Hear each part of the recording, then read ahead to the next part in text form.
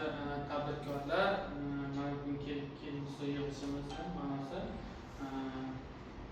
shu tadbirkorlarni ish bilan ajratib, ish bilan ishini band qilish, ya'ni o'zini band qilgan holda ish o'rni yaratish, tadbirkorlarga ajratib ularni ish bilan ta'minlash, ish o'rni yaratish masalamiz asosiy nimasi.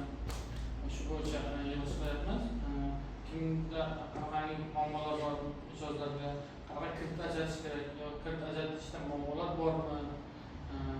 Masalan, bizda ajratilgan kreditlar jismoniy va yuridik shaxslarga kreditlar ajratamiz. Jismoniy shaxslarga hozir o'zimiz band qilgan holda mahallada ijtimoiy kreditlar ajratilyapti.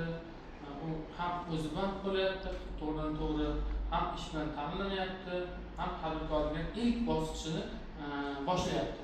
Ya'ni u tadbirkorlik bosqichini boshlab, 30 million kredit olib o'zini biznesini yaratyapti.